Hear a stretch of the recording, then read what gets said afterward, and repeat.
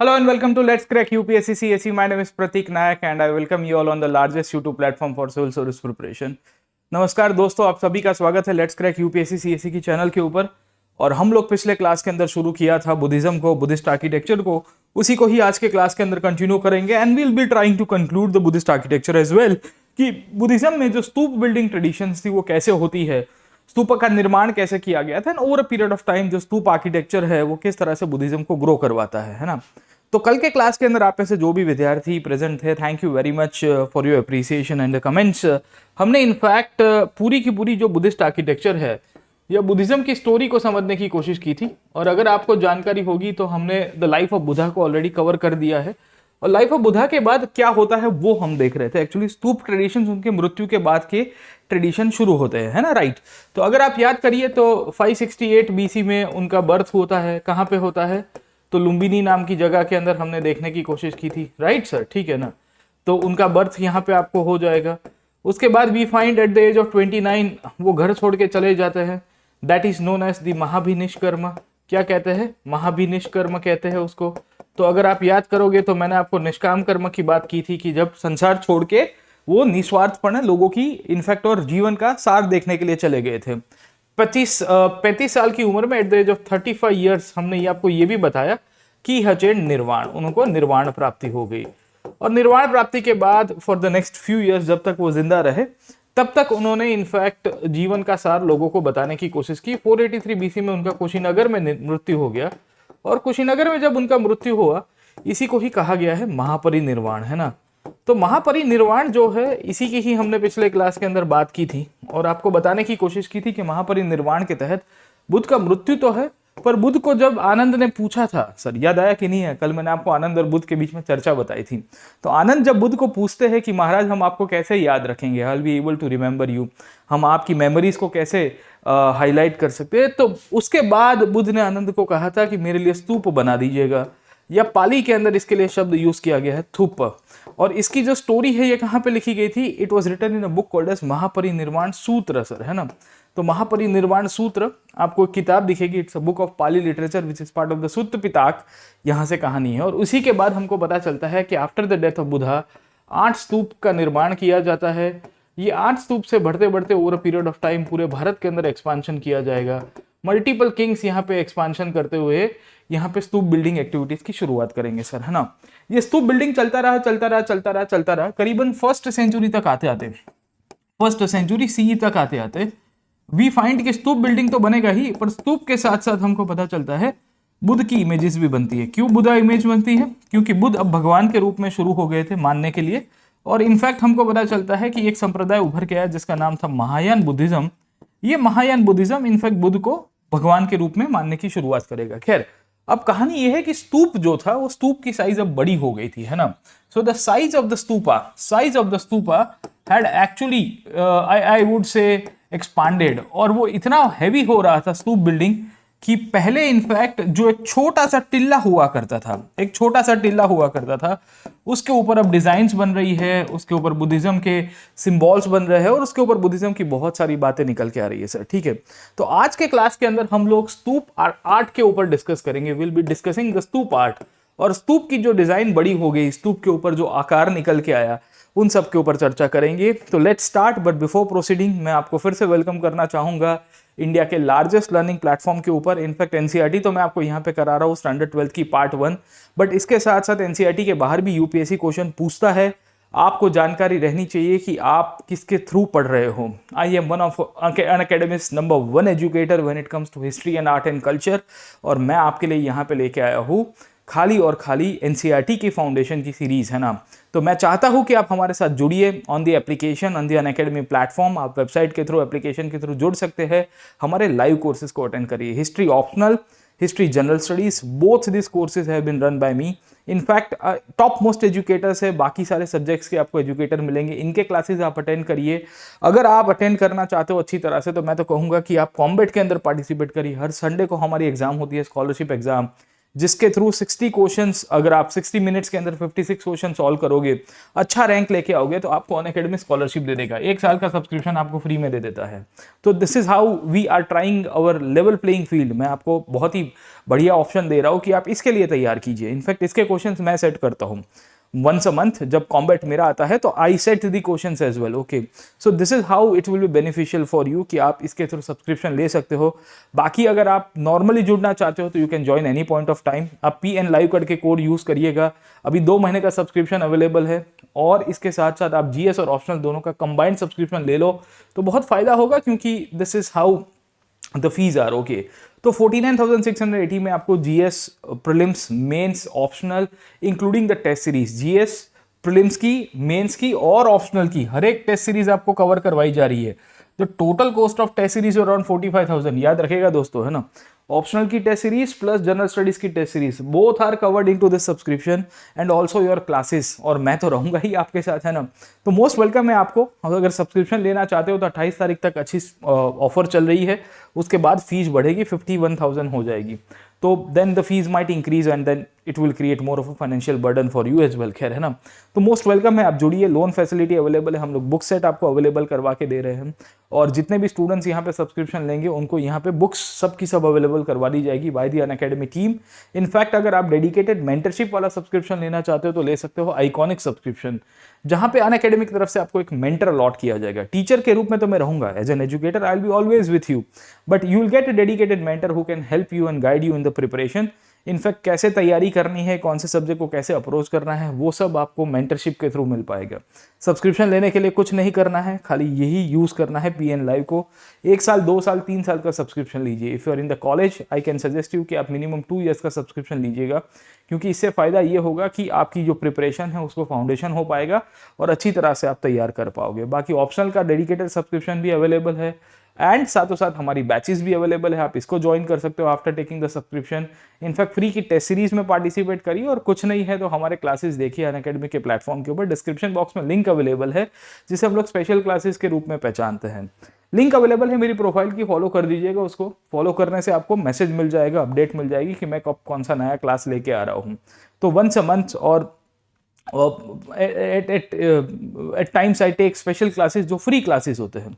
और ये free classes का फायदा ये होता है कि आपको नॉर्मल जो क्लास है उसका इंटरफेस भी मिलता है, आपको पता भी चलता है कैसे पढ़ाया जाता है, वहाँ पे डाउट्स भी पूछ सकते हो एजुकेटर के साथ। इनफैक्ट ये फ्री क्लासेस में मैंने कॉन्स्टिट्यूशनल हिस्ट्री पढ़ाई हुई है, I have taught multiple subjects, इनको आप अटेंड कर सकते हो। बाकी सब्सक्रिप्शन के बाद तो आपको बहुत सारे प्लस कोर्सेज मिल ही जाएंगे। इनफैक्ट ये फ्री क्लासेस देखने के लिए भी आपको कुछ नहीं करना है, ये कोड को यूज करना है PN लाइव को, है ना।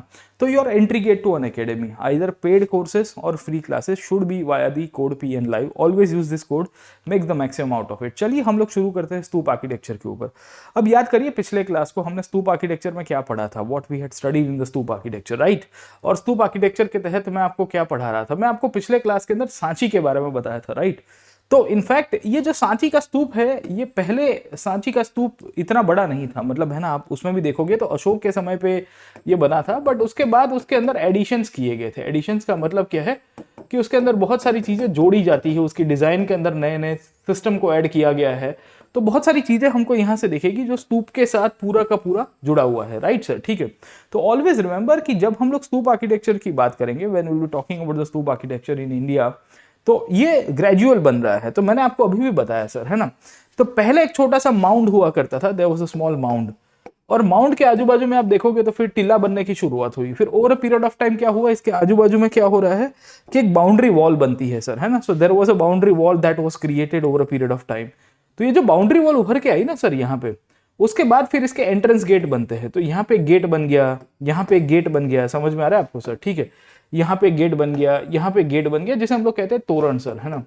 So we'll see a torana will be made over a period of time. यही स्तूप के ऊपर आप प्लेटफॉर्म देख जाओगे, you will find a platform as well sir, ठीक है। आपको पता चलेगा कि यहाँ बुद्ध की अस्थियां अब यहाँ पे रखी जाती थी कहीं पे सर, ठीक है ना। और ये आपकी ब्रिक से बना होता था। ये पहले बुद्ध ने जब बनाया था तब क्ले से बनवाने की बात की थी, तो है ना कि बहुत सारे डिजाइन चेंज हो गए। तो स्तूप का जो स्ट्रक्चर है, स्ट्रक्चर बहुत जरूरी है समझने के लिए सर, ठीक है। So you need to understand the structure of the स्तूप।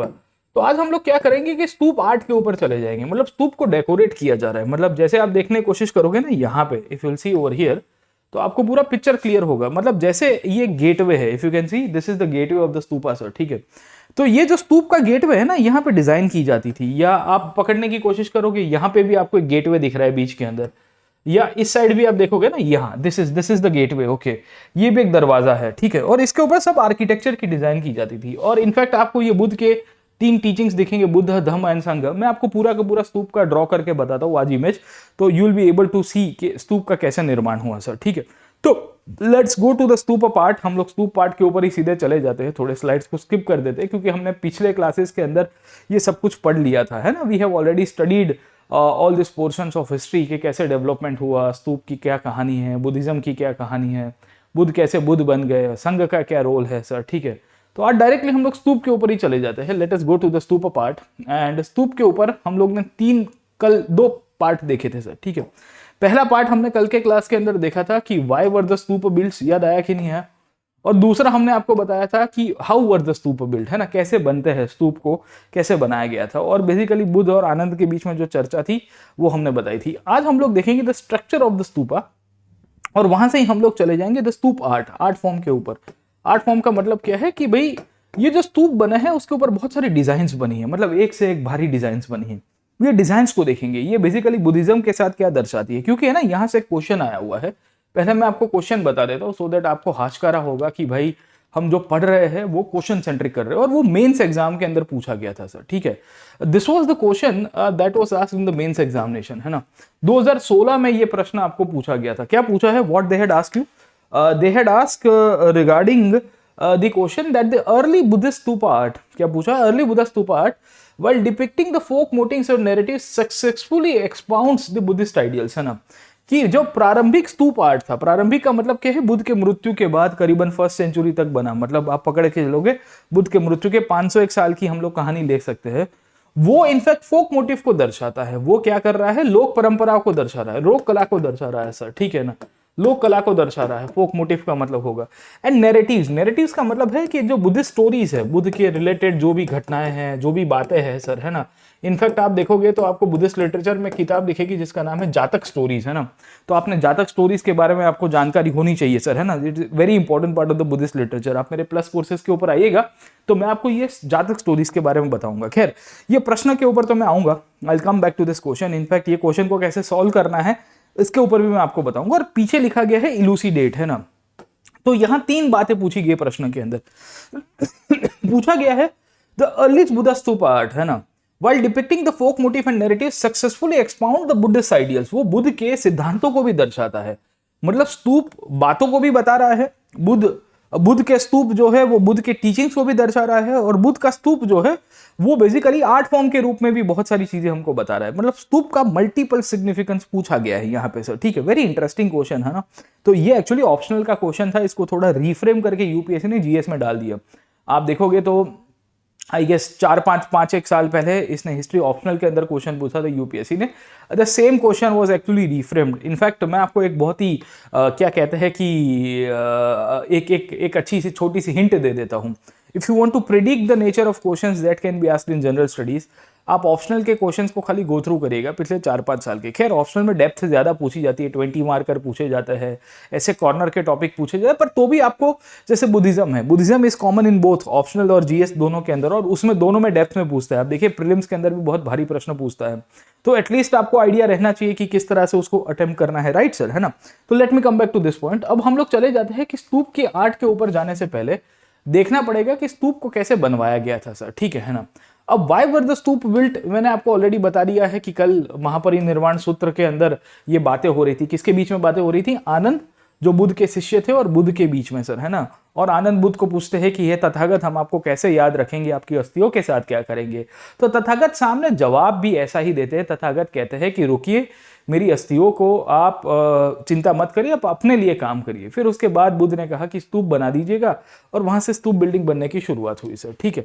अब आप समझने की कोशिश करिए कि स्तूप कैसे बनते हैं। तो मैंने आपको पहले बताया कि स्तूप ऐसे छोटे वाले बनेंगे सर, ठीक है। So you will find this small images of the stupas will be made. तो पहले 8 जगह के ऊपर स्तूप बने थे ना, 8 स्तूपास वर मेड। हमने आपको कल के क्लास के अंदर लोकेशन बता दी थी, याद आया। तो अगर आप में से जो भी विद्यार्थी कल के क्लास में आया था उसको मैंने लोकेशन बताई हुई है। इनफैक्ट अगर ना पता है तो आप प्लेलिस्ट के ऊपर क्लिक करके देख सकते हो, you can click on the playlist and see the previous question. Okay, तो आपको पूरा पिक्चर क्लियर हो जाएगा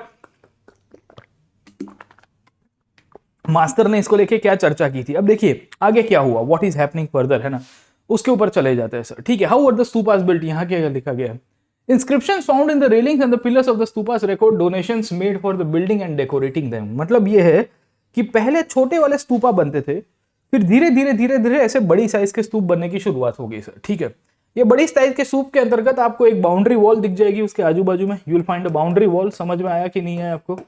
उसके साथ साथ आपको क्या मिल रहा है, एंट्री गेट मिल रहा है। एंट्री गेट को क्या कहते हैं, तोरण के रूप में पहचानते हैं सर। ठीक है, फिर इसको कहते हैं हर्मिका, this is known as harmika, right. और इनफैक्ट ये 3 बुद्धिज्म के टीचिंग्स है, इसको त्रिछत्र कहते हैं, दिस इज नोन एज त्रिछत्र। तो स्तूप के ऊपर आपको 3 ऐसे एंटेना दिखेगा सर, है ना। ये तीनों की तीनों एंटेना को त्रिछत्र के रूप में पहचानते हैं। सो एक्चुअली ये बुद्ध के 3 टीचिंग्स है, बुद्धम शरणम गच्छामि, धम्मम शरणम गच्छामि एंड संगम शरणम गच्छामि सर। ठीक है ना, तो ये तीनों के तीनों आपको इसके अंदर से दिखेंगे। Can you see over here sir? ठीक है ना, तो आप समझने की कोशिश करो, ये सांची का एग्जाम्पल दिया है और ये सांची का एग्जाम्पल में आपको सब कुछ चीजें समझ में आ रही है सर। गेटिंग माय पॉइंट, है ना। तो ये महास्तूप है, इसको महास्तूप कहते हैं। इसके लिए अंग्रेजी में इसके लिए क्या शब्द यूज किया गया है, ग्रेट स्तूप की कहानी आपको मिल जाएगी सर। ठीक है, तो इनिशियली तो बहुत छोटा था, इनिशियली तो जो बुद्ध के जीवन के बाद 8 स्तूप बने, ऐसे ही बने। फिर अशोक आया, अशोक के बाद आप देखो कनिष्क जैसे राजा आएगा, नीचे सातवाहन डायनेस्टी के राजा आएंगे, सब लोग अपने अपने रीजन में स्तूप बनाएंगे। They will also be making stupa for themselves and for their kingdoms as well, है ना, कि they wanted to commemorate the life of Buddha, ये बुद्ध के जीवन को कॉमोमरेट करना चाहते थे। तो इन सब के बेसिस के ऊपर से वी डू गेट इंस्टेंसेस के अलग अलग प्रकार के स्तूप बिल्डिंग की शुरुआत हो रही है। अब देखिए होता क्या है सर। ठीक है, तो पहली चीज तो हमको पता चल रही है कि स्तूप में लेटर ऑन रेलिंग्स ऐड किए गए सर। ठीक है, उसके आजू बाजू में पिलर्स ऐड किए गए। इनफैक्ट आप सांची के स्तूप की बात कर रहे हो ना, तो मैं आपको बताता हूँ सर, है ना। सांची के स्तूप की इंपॉर्टेंस ये है कि आपको यहाँ पे एक पिलर दिख रहा है आपको सर। ठीक है, इसे हम लोग सांची पिलर के रूप में पहचानते हैं, this is known as Sanchi pillar, याद रखेगा सर। ठीक है, this pillar is actually known as Sanchi pillar. और ये पिलर का इंपॉर्टेंस क्या है, what is the significance of this pillar, याद रखेगा सर। ठीक है, the significance of this pillar says that ये जो पिलर है ये अशोक के द्वारा बनाया गया था। This pillar was actually made by Ashoka. And दूसरी इंपॉर्टेंट पार्ट आपको यहां से ये दिखेगी कि ये पिलर अशोक के द्वारा जब बनाया गया तो इसमें 4 लायंस डाले गए थे, 4 लायंस सर, है ना, 4 शेर डाले गए थे। और इसके ऊपर अशोक ने अपने इंस्क्रिप्शंस डाले हुए हैं सर। ठीक है ना, तो यू विल फाइंड इसके ऊपर अशोक ने अपना पूरा का पूरा मैसेज कार्व आउट किया गया है सर, है ना। समझ में आया आपको? तो ये स्तूप है, this is the stupa. Okay, तो ये सांची का पिलर है सर, इसके ऊपर अशोक ने अपनी बताई है कि भाई देखिए मैंने ये स्तूप बनाया। तो इनिशियली स्तूप जो थे ना वो बहुत छोटे हुआ करते थे, उसके बाद उसको बड़ा किया गया, उसको एनलार्ज किया गया, उसके ऊपर डेकोरेशन होना शुरू हो गया सर। ठीक है ना। अब देखिए किन किन लोगों ने यहाँ पे ये डोनेशन किया था, किस तरह से बात की थी। तो यहाँ पे सांची के स्तूप की बात की गई है। कौन सा स्तूप? सांची वाला, जिसे हम लोग ये रूप के रूप में देख रहे हैं सर, है। This is very famous Sanchi stupa, याद रखेगा। ये सांची के स्तूप की मैंने कहानी आपको बताई थी कि इसमें 3 डायनेस्टीज जुड़ी हुई है। पहला अशोक जुड़ा हुआ है क्योंकि अशोक ने बनाया था। दूसरी शुंग डायनेस्टी जुड़ी हुई है, और शुंग में हम लोग 2 लोगों का नाम याद रखेंगे, याद रखेगा कि पुष्यमित्र शुंग जो है वो उसको तोड़ देता है, he will be destroying, and Agnimitra जो है उसको रिपेयर करेगा। अग्निमित्र कौन?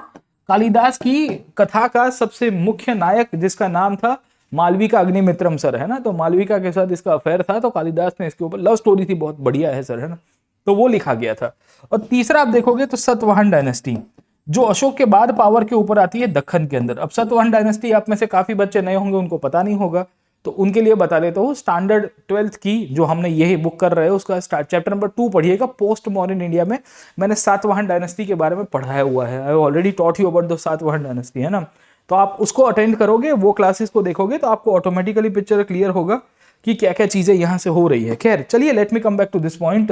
मैं आपको ये स्तूप आर्ट के बारे में बता रहा था कि स्तूप के अंतर्गत क्या हो रहा है सर। ठीक है, तो इसमें बहुत सारे लोग डोनेशन दे रहे थे। अब ये स्तूप को किसने बनाया, यहाँ से क्वेश्चन बनेगा सर। ठीक है, some donations were made by the kings, राजाओं के द्वारा डोनेशन किए गए थे, सच एज द सातवाहनस, मैंने आपको बताया ना। Others were made by the guilds. अब आप देखिए कि ये स्तूप बिल्डिंग के अंतर्गत आपको बहुत इंपॉर्टेंट प्रश्न आएगा कि भाई किसने स्तूपों के निर्माण में रोल प्ले किया था, क्योंकि अशोक तक आते आते तो अशोक के लिए तो कहा गया इसने 84,000 स्तूप बनाए सर, है ना। अब राजा खुद तो सब कुछ नहीं बनाता होगा, The king himself will not be making all the stupas. So the question comes कि some authority might have been there जो इसको कंस्ट्रक्शन में इसके अंदर रोल प्ले कर रही है सर, ठीक है। तो इसमें गिल्ड्स की बात की गई, श्रेणी की। अब आप याद करिए कि ये श्रेणी कौन हुआ करते थे। तो the श्रेणीज were the merchant associations, याद आया कि नहीं आया? ये ट्रेडर्स की एसोसिएशन हुआ करती थी। इनफैक्ट आप देखोगे तो क्राफ्टमैन की एसोसिएशन हुआ करती थी। ऐसे कोई भी प्रकार के विशेष काम करने वाले व्यापारी लोग थे, या मैं कहूंगा कारीगर लोग थे, उन्होंने अपनी छोटी छोटी संगठनें बनाई थी। और पोस्ट मौर्यन पीरियड या मौर्यन पीरियड तक आते आते इनका इंपॉर्टेंस बहुत बड़ी मात्रा में बढ़ रहा था। इनफैक्ट ये गिल्ड्स ऐसी संस्थाएं थी जो अपने कॉइन्स इश्यू कर सकती थी। ये गिल्ड्स एक ऐसी संस्था, आप देखिए चैप्टर नंबर 2 को याद करिए, मैंने गिल्ड्स के बारे में पढ़ाया हुआ है। Roar of guilds in ancient India करके एक अलग से यूट्यूब सेशन लिया था सर। यहाँ पे मैंने यूट्यूब के ऊपर एक अलग से सेशन लिया हुआ है जहां पे खाली समझाया हुआ है कि ये जो श्रेणी था, ये श्रेणी का क्या इंपॉर्टेंस था। ये श्रेणी एक्चुअली आर्थिक रूप से अर्थव्यवस्था में बहुत बड़ा रोल प्ले कर रही थी। This shreni was actually making a major role play in the economy as well sir, ठीक है। तो इसको याद रखेगा जरूर से, इसको please do not discard the role of the shreni और the guilds in the economic conditions, क्योंकि the shreni were playing a very major role. ये बहुत इंपॉर्टेंट रोल प्ले कर रही थी और इनके पास बहुत संपत्ति थी, इनके पास बहुत संपत्ति थी श्रेणीज के पास। इसके लिए राजा के पास तो पैसा था, तो राजा स्तूप बना रहा था, क्योंकि राजा को बुद्धिज्म को पेट्रोनेज देना था। The king wanted to patronage Buddhism, है ना। तो राजा का तो समझ में आता है सर, पर राजा के सिवाय आपको जानकारी मिल रही है कि दूसरे ऑर्गेनाइजेशंस यहां पे श्रेणी बना रहे हैं अदर देन किंग्स, और गिल्ड्स का रोल पे दिख रहा है। मतलब इनकी इकोनॉमिक स्ट्रेंथ आप देखने की कोशिश करिए, इनकी फाइनेंशियल कंडीशन देखने की कोशिश करिए कि ये जो फाइनेंशियल कंडीशन थी ये बहुत मजबूत लोग थे। इसके लिए इन्होंने इनफैक्ट ये स्तूप बिल्डिंग को प्रमोट किया, वरना तो कौन करता है सर, है ना। इतने बड़े बड़े स्तूप बनवाना, इस तरह से आप डिजाइन बनवा रहे हो सर, ठीक है ना। ये कोई छोटी बात है दोस्त, है ना। इट्स अ नॉर्मल थिंग और व्हाट, ओके। तो कहानी क्या है कि अंदर का जो स्तूप है ना, जैसे ये वाला स्तूप है, दिस स्तूप का जो अंदर वाला पोर्शन है वो तो अशोक के समय पे बना, पर बाहर की बाउंड्री वॉल है या आपका जो गेटवे है जिसे तोरण कहते हैं, तो 4 तोरण थे। एक यहाँ पे था, एक यहाँ पे, एक यहाँ पे, एक पीछे है। मन की आंखों से देखोगे इसके पीछे भी आपको एग्जैक्टली, है ना, एग्जैक्टली ऑपोजिट दिखेगा, ऑपोजिट साइड में आपको यहां से दिख जाएगा सर, ठीक है। So that was known as torana और गेटवे, जो स्तूप के अंदर बहुत हेल्पफुल होता है, स्तूप बिल्डिंग के अंदर बहुत हेल्पफुल होगा सर, ठीक है। तो ये चीजों के बेसिस के ऊपर से हमको समझ में आ रहा है कि अलग अलग लोगों ने यहाँ पे ये स्तूप बिल्डिंग क्रिएशन में रोल प्ले किया था सर, ठीक है ना। तो याद रखेगा कि donations were made by the Kings. Kings में अशोक जैसे राजा आपको दिखेंगे, या फिर कनिष्क जैसा राजा दिखेगा। फिर हर्षवर्धन आया, हर्षवर्धन के समय पे भी कहते हैं कि उसने भी थोड़ा बहुत पेट्रोनेट किया था बुद्धिस्ट आर्किटेक्चर को सर, ठीक है। तो मल्टीपल किंग्स वर देयर। सातवाहनास बहुत इंपॉर्टेंट है क्योंकि ये लोग रूल कर रहे थे कहां से, दक्कन से। और पैठन करके आपको एक जगह दिखेगी महाराष्ट्र के अंदर सर, ठीक है। But the Satavahanas were very much powerful over a period of time, क्योंकि पोस्ट मौर्यन पीरियड में जब मौर्यस का डिक्लाइन हुआ, उसके बाद एक ऐसी डायनेस्टी जो सबसे मजबूत रूप से उभर के आई थी, तो वो सातवाहन थे। क्योंकि करीबन 400 साल तक इनका दक्कन में शासन रहता है, मतलब अलग अलग वंश थे इनके अंदर भी, पर उनको सातवाहनास कहते हैं। 7 चैरियट्स, है ना, 7 वाहन। वाहन का मतलब क्या है, रथ सर, ठीक है ना। तो ये अपने आप को सूर्यवंशी के रूप में भी क्लेम किया करते थे। खैर, कभी समय मिलेगा तो मेरे क्लासेस के अंदर आएगा एंशिएंट इंडिया में, तो आपको पढ़ाऊंगा कि भाई इनका हिस्टोरिकल बैकग्राउंड कैसा रहा है, ये किस तरह से इनफैक्ट, है ना, शासक के रूप में एस्टैब्लिश होते हैं। बट इसमें गौतमीपुत्र सतकर्णी था, विशिष्टपुत्र पुलमयी था, श्री सतकर्णी जैसे लोग हुआ करते थे, हल जैसे राजा हुआ करते थे, जिसने गाथा सप्तशती लिखा था सर। प्राकृत लिटरेचर का बहुत ही अद्भुत आपकी प्रासंगिक कविताएं दिखेगी। तो बहुत सारी बातें हैं, बहुत सारे चैप्टर्स इसके अंदर से मिलेंगे, उसके ऊपर नहीं जा रहा हूं, अभी वापिस आ जाता हूं मैं यहाँ पे सर, ठीक है। तो यहाँ क्या बोला गया है कि donations were made by the kings. किसने बनाए थे? Such as the Satavahanas and the guilds. Guilds का मतलब है इकोनॉमिक ऑर्गेनाइजेशंस, जो व्यापारिक संगठन थे या क्राफ्टमैन के ऑर्गेनाइजेशन से। क्राफ्टमैन का मतलब क्या है कि वैसे लोग जो बेसिकली क्राफ्ट को प्रमोट कर रहे हैं, जो कुछ चीजों को बनवाने का काम कर रहे हैं सर, ठीक है ना। उनके लिए आपको मिल जाता है such as that of the ivory workers. मैंने आपको बताया ना कि आइवरी वर्कर्स का एक गिल्ड हुआ करता था। क्राफ्टमैन है ना, आइवरी वर्कर्स। आइवरी वर्कर्स का मतलब है हाथी दांत का काम करने वाले। अब इससे 2 चीज समझ में आ रही है सर, हाँ। हाथियों का प्रभाव बहुत था, आइवरी वर्कर्स थे, वरना आइवरी का क्राफ्ट बनता ही नहीं अलग से सर, ठीक है। समझ में आया कि नहीं है आपको? तो आपको पूछ देगा कि भाई मौर्य काल में और उत्तर मौर्य काल में, मतलब Mauryan and the post Mauryan period में, कि आइवरी वर्क्स का क्या इंपॉर्टेंस है, उसका क्या सिग्निफिकेंस है। इस प्रकार के क्वेश्चंस आपको आ सकते हैं। There is every possibility they will ask you this kind of questions in the prelims examinations, who finance the part of one of the gateways at Sanchi, है ना। तो ये इतने पावरफुल लोग थे सर, है ना। आपकी गिल्ड्स की कहानी आप देखिए, ये वो टाइम था जब भारत में अर्बनाइजेशन हो चुका है, ये वो टाइम था जब भारत में ट्रेड एंड कॉमर्स बहुत बढ़ रहा था, ये वो टाइम है जब आर्ट एंड क्राफ्ट की जो फैसिलिटीज है वो बहुत ही लार्ज स्केल वे के अंदर डेवलप हो रही है। तो all this things came together, ये सब की सब चीज़ें इकट्ठी हो रही है सर, ठीक है। और ये सब चीज़ें इकट्ठी हो रही है, इसके कारण आपको यहाँ पे डेवलपमेंट दिख रहा है। This is the prime region where we see the development of multiple things, है ना। तो आर्किटेक्चर का बहुत बढ़िया ग्रोथ हो रहा था, तो इसमें इन्होंने तोरण बनाने की शुरुआत की सर, है ना। इसके सिवाय कॉमन मैन भी डोनेट कर रहा था। आप समझने की कोशिश करिए, आपको प्रश्न आएगा कि ये स्तूप बनाया है, ये स्तूप बनाया है सर, ठीक है। तो स्तूप के ऊपर से 4 प्रकार के प्रश्न आए सर, ठीक है। आपको कल मैंने बताया था व्हाट इज स्तूपा, याद आया कि नहीं है आपको? कल का क्लास के अंदर मैंने आपको क्या बताया था, व्हाट इज स्तूपा, स्तूप क्या है सर, ठीक है। उसके बाद मैंने आपको बताया why stupa was created, why the stupa was created sir, ठीक है। समझे कि नहीं समझे? तीसरा आएगा कि who built this stupas, who built this stupa, किसने बनाए थे सर स्तूप को सर, ठीक है। तो स्तूप को बनाने वाले राजा थे, याद रखिएगा, स्तूप को बनाने वाले राजा थे। दूसरे थे मर्चेंट्स या गिल्ड्स। ये गिल्ड्स को क्या कहते हैं, श्रेणी के रूप में पहचानते हैं। और ये श्रेणी इतनी पावरफुल हो गई थी बाय दिस टाइम कि इनकी खुद की सेना हुआ करती थी। ये श्रेणी वाले लोग के बारे में मैंने आपको पिछले क्लास में बताया था कि अपने सिक्के इशू करते थे, they used to issue their own coins, और राजा के पास इनमें इंटरफियर करने के अधिकार नहीं थे। The king did not had the right to interfere into the shrenis, क्योंकि श्रेणीज वर इंडिपेंडेंट प्रैक्टिकली। तो श्रेणीज की अपनी आर्थिक रूप से महत्वता थी, और ये श्रेणी के लोग कहते हैं कि हम फाइनेंस कर रहे हैं ये स्तूप बनवाने के लिए सर, है ना, इसका दरवाजा हम बनाएंगे, भले स्तूप अशोक बनवा के गया है। तो राजाओं ने बनाया है, श्रेणी ने बनाया है, इसके साथ साथ कॉमन मैन भी बनवा रहा है सर, है ना, डोनेशन के रूप में। तो हम लोग कह सकते हैं कि it was an example of crowd funding.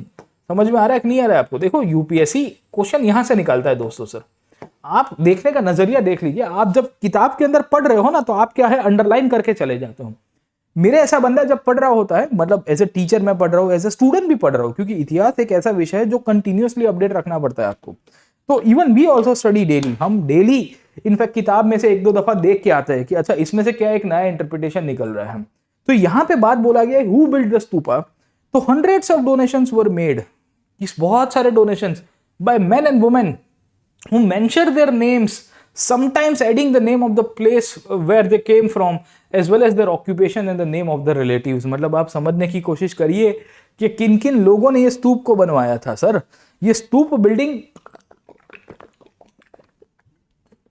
Activity के तहत हमको बहुत लोगों के नाम पता चलते हैं। The stupa building activity gives us the name of multiple people. This multiple people were the men and women, स्त्री पुरुष के नाम थे। Sometimes adding the name of the place where they came from, जहां से ये लोग आए थे उनका भी नाम पता चल रहा है, as well as their occupations and the name of the relatives. मतलब पूरी की पूरी, इनफैक्ट आप देखोगे पूरी लिस्ट बना दी है। अब मैं जहां से बिलोंग करता हूँ, आई बिलोंग टू गुजरात, है ना। अब हमारे यहाँ पे, मतलब आप जहां से बिलोंग करते हो, आपके गाँव के अंदर भी आपको ये देखने को मिलेगा कि जब भी कोई बंदा डोनेट करता है ना, तो वो अपने गाँव में तख्ती लगाता है। हमारे यहाँ पे ग्रेनाइट की तख्ती लगती है, मार्बल की या ग्रेनाइट की। तो कोई जैसे किसी ने गांव का दरवाजा बना दिया सर, है ना, या गांव के अंदर किसी ने पानी के लिए एक परब बना दी सर, है ना, अपने देखोगे छोटा सा वाटर स्टेशन होता है। सो या किसी ने कुछ लाइब्रेरी बना दी गांव के अंदर, तो बिल्डिंग होगा ना सर। से फॉर एग्जांपल ये बिल्डिंग किसी ने डोनेट किया हुआ है सर, तो उसका दरवाजा है ना, दरवाजे के बाजू में इतनी बड़ी तख्ती लगेगी सर, है ना, you will find a huge granite inscription, और उसके ऊपर है ना जिसने डोनेट किया होगा ना उसका नाम लिखा होगा, उसका पता लिखा होगा, किन किन लोगों ने कितना रुपया दिया है सर, ठीक है ना। कम्युनिटी आपको बिल्डिंग्स के अंदर ये बहुत दिख रहा है। अगर आप मतलब एक सोसाइटी के द्वारा कुछ बना गया है, कोई ट्रस्ट के द्वारा बना गया, तो ट्रस्टीज के नाम होते हैं और उनके आपको वो दिख जाएंगे डिटेल्स, और कहाँ तक के डिटेल्स मिले हैं कि वो कहाँ पे रहते हैं। मतलब यहाँ पे आप देखोगे तो जैसे ये बिल्डिंग किसी मिस्टर XYZ ने बनाया हुआ है सर, ठीक है। तो XYZ का नाम तो लिखा होगा, फिर उनके फादर साहब का नाम लिखा होगा सर, समझे कि नहीं समझे, उनकी फैमिली का नाम लिखा गया होगा। फिर बोलेंगे कि अभी वो USA में रह रहे हैं सर, है ना। हमारे गुजरात में मैं जहाँ से बिलोंग करता हूँ, नॉर्थ गुजरात के अंदर, वहाँ पे ये ट्रेडिशन, क्योंकि पीपल माइग्रेट, है ना, Gujaratis have this tradition of migrating outside the country. सालों से गांधी जी भी गए थे उसके पहले भी आपको लोग मिल जाएंगे जाने हुए। तो वी सी दैट वो गाँव में जब कुछ डोनेट करते हैं, व्हेन दे डोनेट समथिंग, तो वो है ना नाम लिखते हैं बाजू में, और लिखते हैं कि अभी कहाँ पे है सर, है ना, वेयर दे आर लोकेटेड, और फिर अपना नेटिव भी लिखते हैं कि ओरिजिनली तो I belong to this village only. ये मिस्टर XYZ बोलेंगे कि मैं यही गांव से बिलोंग कर रहा था, बट अभी मैं यूएसए चला गया हूँ और ये हमारा कुल था, मतलब मेरे फादर साहब थे, ये सब यहाँ से आए थे, तो फिर they want to make their mark, है ना। तो आप देखिए कि आज के तारीख में even in the present day आप जहाँ पे रहते होंगे, आपने इस प्रकार के बड़े बड़े इंस्क्रिप्शंस देखे होंगे। इंस्क्रिप्शंस का मतलब मूल तो पत्थर के ऊपर लिखना। आज हम लोग हिंदी में लिखते हैं, यहाँ गुजराती चलता है, ये अमेरिका वाले कुछ कुछ अंग्रेजी में बाजू में लिखवाते हैं एक स्लोगन वोगन करके सर, ठीक है। बट जो भी चीजें हैं, whatever may be the things, we do get instances कि बहुत डोनेशंस लोगों ने दिए थे सर, है ना, क्राउड फंडिंग के रूप में दिए थे सर, है ना, और वो बताते थे कि वो कहाँ से आए हुए हैं। अब देखिए इससे समझ में आ रहा है कि जो बंदा जहां से बिलोंग करता है वहां पे बुद्धिज्म का बहुत बड़ा स्कोप था। मतलब से फॉर एग्जांपल सांची के स्तूप की बात करते हैं, when we see the case of Sanchi stupa, जब हम लोग बात करेंगे कि कॉमन मैन अपनी बात कर रहा है, कॉमन मैन बता रहा है कि मैं सांची से 200 किलोमीटर दूर से बिलोंग करता हूं, I belong to 500 kilometre away from Sanchi, क्योंकि उन्होंने अपना गांव का नाम लिखा है सर। कॉमन मैन ने खाली अपना नाम नहीं लिखा है, अपना गांव का नाम लिखा है, फैमिली का नाम लिखा है, मतलब फैमिली की ट्रेडिशंस उस टाइम पे बहुत चल रही थी। So people were not living in isolation. समझ में आ रहा है सर, है ना। इससे आप समझने की कोशिश करिए, इससे हमको सोशल कंडीशंस पता चल रही है। आज मैं इसी के ऊपर बात करूंगा, I will be talking about this part of the stupa building as well sir, ठीक है। आज मैं आपको बताने की कोशिश करूंगा कि ये जो पैराग्राफ है, इससे आपको बहुत सारी चीजें इन्फर होती है सर। आप लोगों के साथ दिक्कत क्या है कि आप जब लाइन बाय लाइन पढ़ते हो तो यूं अंडरलाइन करके आगे चले जाते हो, वेरस मेरे ऐसा जब विद्यार्थी, मैं अपने आप को विद्यार्थी पहले कहता हूं, बाद में मैं कहूंगा कि मैं शिक्षक हूं, क्योंकि a teacher should always be a student first, है ना। शिक्षक वही होता है जो हमेशा सीखता रहता है। तो विद्यार्थी, मेरे ऐसा विद्यार्थी जब ये पैराग्राफ पढ़ता है तो उसके अंदर पहला तो दिमाग के अंदर ये आता है कि अच्छा ये गिल्ड ने बनाया है, मतलब गिल्ड बहुत शक्तिशाली थे सर। अब ये स्तूप बनाने के पीछे कॉमन मैन भी कह रहे हैं कि हमने भी डोनेशन दिया था, मतलब क्राउड फंडिंग हुआ था भाई साहब, ये तो क्राउड फंडिंग हुआ था, इतनी बड़ी कल्चरल एक्टिविटी के लिए क्राउड फंडिंग हो रहा है। और कॉमन मैन के नाम दिखते हैं, you get the names of the common man. बहुत बढ़िया भाई, है ना, बहुत आला सर, है ना, शाबाश, शानदार, जबरदस्त, जिंदाबाद। आगे क्या बात लिखी गई है, लिखा गया है कि उनका नाम, उनका ऑक्यूपेशन बोला गया है, ये क्या कार्य किया करते थे। इससे पता चलता है कि diversity of occupation was there. अब कोई बंदा कह रहा है कि मैं सोनार था, I am a gold Smith, I am donating 100 rupees. कोई बंदा कह रहा है मैं लोहार था, I am an iron Smith, मैं लोहार का काम कर रहा था, मैं लोहे से काम कर रहा था, आई एम डोनेटिंग 100 रुपीज। कोई कहेगा कि मैं चरवाहा हूं, मैं हर्ट्समैन हूं, आई एम डोनेटिंग 50 रुपीज। समझ में आ रहा है आपको, ऑक्यूपेशन डाइवर्सिटी पता चल रही है भाई साहब। और खासियत क्या है, पुरुष भी दे रहे, स्त्री भी दे रही है। अब देखिए इसे दो चीज पता चल रही है। अगर पुरुष प्रधान वर्ग होता, if the society had been patriarchal, आप मेरे इंस्क्रिप्शंस को समझिए सर, मैं आपको बहुत सारी चीजें बता सकता हूं इसके अंदर से, मैं इसके ऊपर 2 घंटा बात कर सकता हूं और आपको हर एक चीज रेलेवेंट लगेगी दोस्त। आप सोच नहीं सकते हो, इतिहास बहुत ही, मैं कहूंगा कि डेप्थ वाला विषय है। आप उसको सुपरफिशियल वे के अंदर हर बार देखते हो। Every time I have seen students seeing in a superficial, sir याद नहीं रहती, सर तारीखें याद नहीं रहती, सर ये याद नहीं रहता। अरे बेटा मूवी के गाने सब याद रह जाते हैं आपको, हाँ, एक से एक हिंदी पिक्चर के गाने, अंग्रेजी गाने सब याद रहते हैं आपको, भोजपुरी गाने, लोकल लैंग्वेज के गाने। अपनी यहाँ गुजराती मीडियम के हमारे पास 1-2 विद्यार्थी आए थे, बोले वो गाना याद है, बोले हाँ सब गुजराती वो बदो आवड़े मने। तो अगर गुजराती में याद आता है, गाने याद आते हैं, तो ये क्यों याद नहीं रहता? क्योंकि आप इंटरेस्ट नहीं ले रहे हो। इंटरेस्ट क्यों नहीं ले रहे हो? क्योंकि आप उसको सुपरफिशियल वे में देख रहे हो। विषय को जब आप सुपरफिशियल वे में देखते हो ना, जस्ट खाली देखने के लिए कि हाँ भाई ये एक सब्जेक्ट है और ये सब्जेक्ट के अंदर ये सब कहानी है सर, तो इसमें हम उसको ऊपर ऊपर से ले लेते, उसको वैसे नहीं देखना है सर, है ना। अब स्त्रियों का नाम लिखा गया है सर, स्त्रियों का नाम दिखा रहा है, मतलब ये दर्शा रहा है कॉमन मैन के रूप में, जब in fact man and women both are highlighted. This thing shows the women were independent, क्योंकि स्त्री जब इंडिपेंडेंट होगी सर, समझने की कोशिश करिए, स्त्री जब इंडिपेंडेंट होगी तो ही वो डोनेट कर पाएगी ना। वो पुरुष के पास से पैसा लेके डोनेट करेगी, हस्बैंड को बोलेगी 50 रुपए दाओ, हस्बैंड बोलेगा क्यों बे, बोले मुझे वो सांची का स्तूप बन रहा है ना, उसमें डोनेट कर रहा है। समझे नहीं समझे? कहने की बात मेरी ये है यार, आप समझिए मेरी बातों को सर, है ना। कभी कभी मैं हंसते हंसते भी आपको ऐसी ऐसी चीजें बता रहा हूँ जो आपको लगता हो कि मात्र हंस रहा है, पर हंसने की बात नहीं है, उससे समाज व्यवस्था पता चल रही है। मतलब ये दोनों के दोनों समकक्ष हुआ करते थे, man and women were equal. चलो इक्वल तो नहीं, पर society was not that much patriarchal.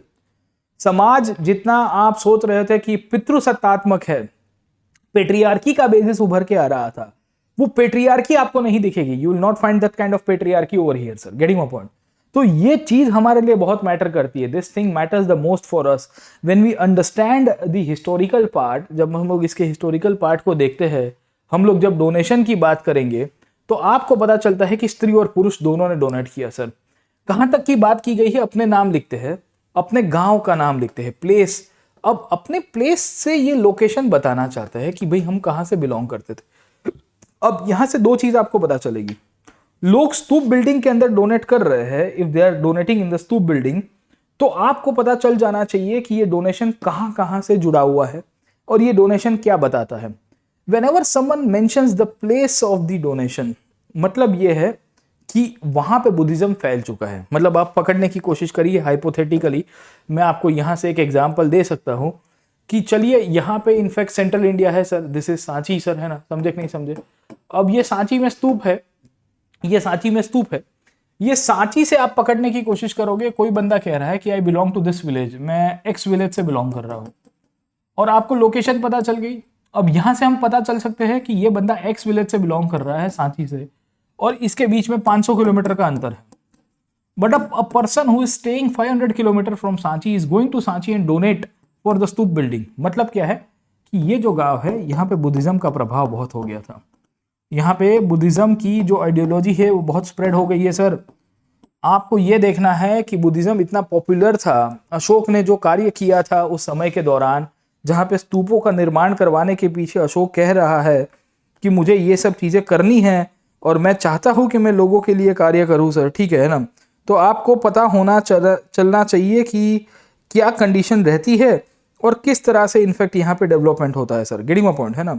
तो आपको पहला पिक्चर समझ में आया. You got the first picture regarding the stupa architecture.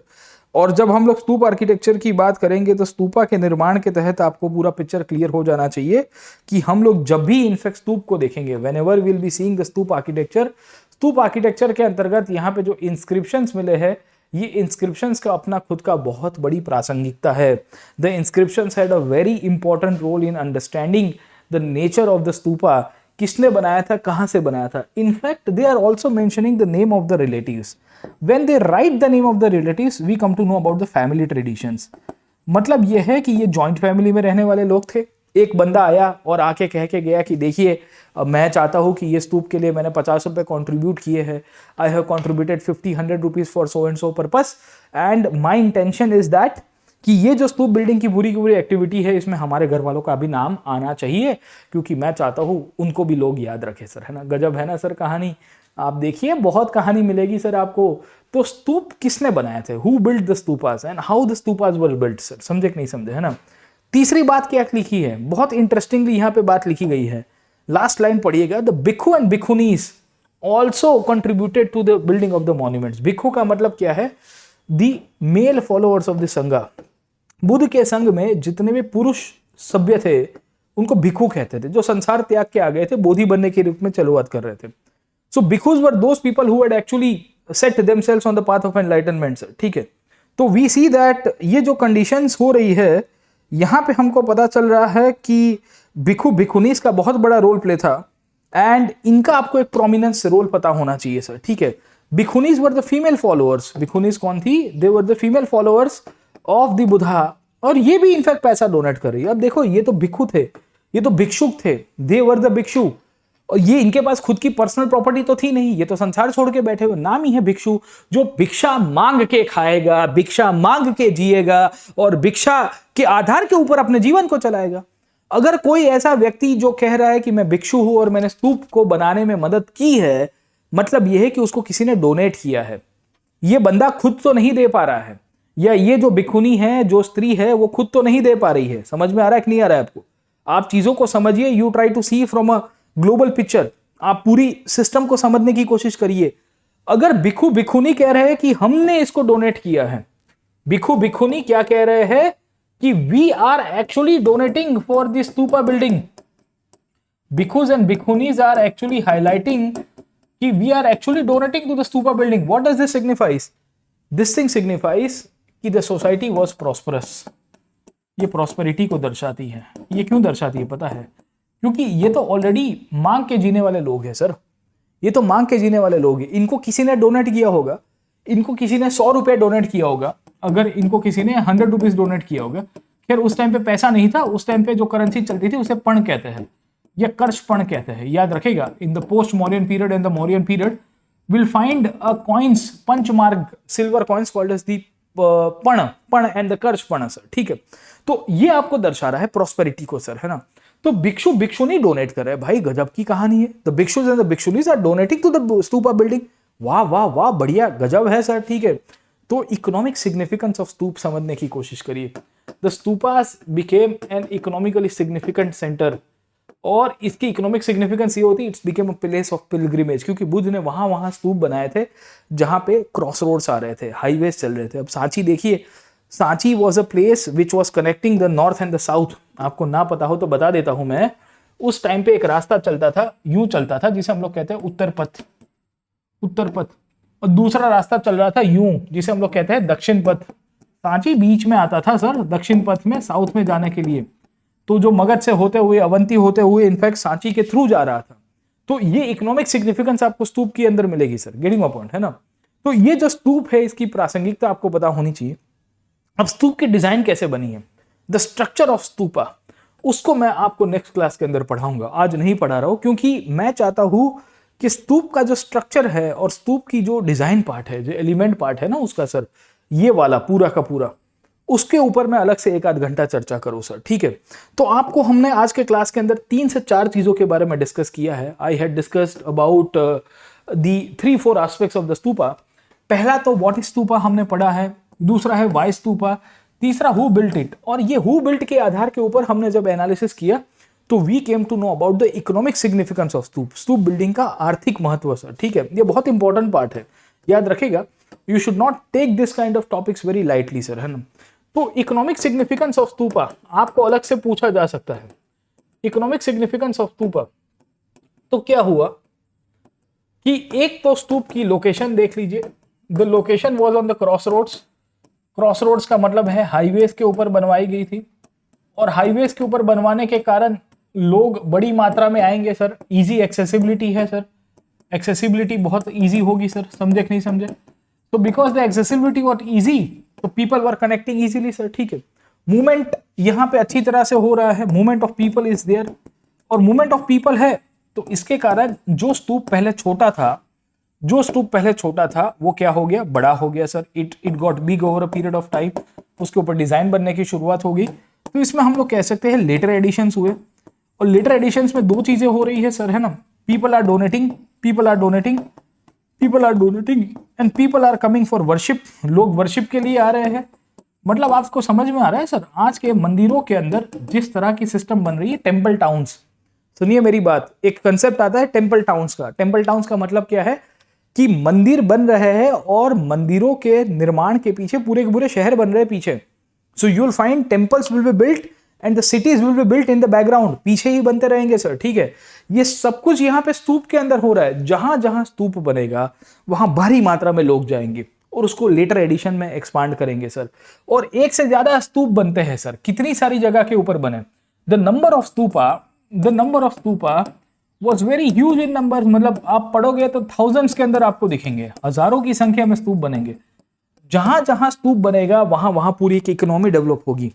जहां जहां स्तूप बनेगा वहां वहां पूरा एक आर्थिक रूप से पूरा एक पिक्चर क्लियर होगा। जहां जहां स्तूप बनेगा वहां पे हमको पता चल रहा है कि बहुत सारी एक्टिविटीज डेवलप हो रही है, लोग डोनेट कर रहे थे बड़ी मात्रा में। फैमिली ट्रेडिशंस के बारे में पता चलता है, हमको पता चल रहा है the prosperous conditions of the economy, prosperity पता चल रही है कि सर क्योंकि ज्यादातर स्तूप में तो डोनेशन हुआ था,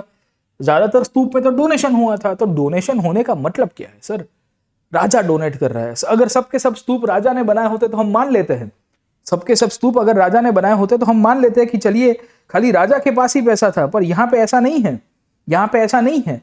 राजा के अलावा भी हमको पता चल रहा है कि पैसा था, सोसाइटी में पैसा था, फैमिली के पास पैसा था। इसके लिए जब एक व्यक्ति डोनेट कर रहा था तो उसके समकालीन वो बता रहा था कि मैं कौन से गांव से आया हूँ, मेरी ओरिजिन यहाँ से है, मेरी फैमिली का नाम ये है और मैं ये कार्य कर रहा हूँ सर, है ना। तो कितनी सारी चीजें पता चल रही है सर, है ना। स्तूप के इंस्क्रिप्शंस के बारे में आपको कहानी पता होनी चाहिए, और ये इंस्क्रिप्शंस के बेसिस के ऊपर हम कह सकते हैं कि स्तूप जो है बहुत बढ़िया तरह से हमको नॉलेज देता है इन understanding the socio economic and political conditions of the country. Sir समझे कि नहीं समझे, है ना? तो आप समझ में आया कि नहीं आया सर? आज हमने आपको इकोनॉमिक सिग्निफिकेंस के ऊपर ज़्यादा फोकस किया है। इस प्रकार से टॉपिक को आप काट कूट के पढ़ोगे, तोड़ ताड़ के पढ़ोगे, तो आपको बहुत मजा आएगी सर, है ना? तो आज मैं इतना ही रखता हूँ, क्योंकि इससे है ना जो नेक्स्ट टॉपिक है वो स्ट्रक्चर का पार्ट है, मतलब that is part of the architecture, और मैं चाहता हूँ कि स्तूप को हम लोग आर्किटेक्चर के साथ लिंकअप करके करेंगे सर, है ना? तो उसमें ये इमेज को भी मैं पढ़ाऊंगा, स्तूप का जो स्ट्रक्चर है, वेदिका करके एक स्ट्रक्चर आता है, मेधी करके एक मॉन्यूमेंट आता है, इसको हर्मिका कहते हैं, this is known as harmika sir, है ना? फिर उसके ऊपर आप देखोगे तो बुद्ध की त्रिछत्र आती है। तो ये क्या है, इन सबको मैं डिजाइन के रूप में आपको पढ़ाऊंगा। In the next class I will be explaining the designs as well. और फिर उसके बाद मैं स्कल्पचर में चला जाऊंगा कि किस तरह से बुद्धिज्म में स्कल्पचर बनने शुरू हो गए। ये sculpture over a period of time आप समझने की कोशिश करोगे तो स्तूप के ऊपर मिलेंगे, और फिर उसके ऊपर की स्टोरीज दिखेगी। और इन सब को बेसिकली ये जो स्टोरीज है ना, आप देख रहे हो ना, all the stories that you can see over here, all the stories were later on inscribed over a period of time. और वहां से ही हमको क्या पता चल रहा है कि बुद्धिस्ट आर्ट की शुरुआत होगी। क्या होगी? बुद्धिस्ट आर्ट की शुरुआत होगी। तो नेक्स्ट क्लास होगा ना, हम लोग थोड़ा लंबा ले लेंगे, मतलब आज हम लोग थोड़ा 15-1 मिनट थोड़ा जल्दी कट ऑन कर रहे हैं, क्योंकि वो लीनियरिटी मेंटेन नहीं होगी क्लास की, है ना? क्योंकि फिर अभी ऐसा होगा कि अभी आधा स्ट्रक्चर यहाँ कराऊंगा, फिर नेक्स्ट टाइम पे आधा स्ट्रक्चर उधर करवाना पड़ेगा, तो कोई मतलब नहीं होगा सर, ठीक है? सो इट्स बेटर कि मैं यहाँ पे कंक्लूड करता हूँ क्लास को, और आज इतना ही रखते हैं सर, ठीक है? तो आज हमने स्तूप का आर्थिक महत्व देखा है, उसकी प्रासंगिकता देखी, और स्तूप से हमको as a source of history कैसे पता चल रहा है सर, ठीक है ना? कि stupa as a source of history, stupa हमको कितना नॉलेज देता है सर, ठीक है? और स्तूप के अंतर्गत हमको आर्थिक महत्वता, उसकी प्रासंगिकता और बिल्डिंग मटेरियल्स के बारे में पता चलता है व्हेन वी सी, क्योंकि इसमें ब्रिक्स आर्किटेक्चर का यूज किया गया था सर, ठीक है ना? कंस्ट्रक्शन टेक्निक के बारे में पता चल रहा है सर, तो कंस्ट्रक्शन टेक्निक का भी एक रोल आ जाएगा सर, ठीक है? तो इनको हम लोग आगे क्लासेस के अंदर करेंगे। आज यहाँ पे ही कंक्लूड करता हूँ। होपफुली आपको मजा आई होगी, क्योंकि मैं आपको जो टॉपिक्स पढ़ा रहा हूँ वो रीडिंग बिटवीन द लाइंस करा रहा हूँ, और इसके ऊपर से ब्रेनस्टॉर्म करवा रहा हूँ।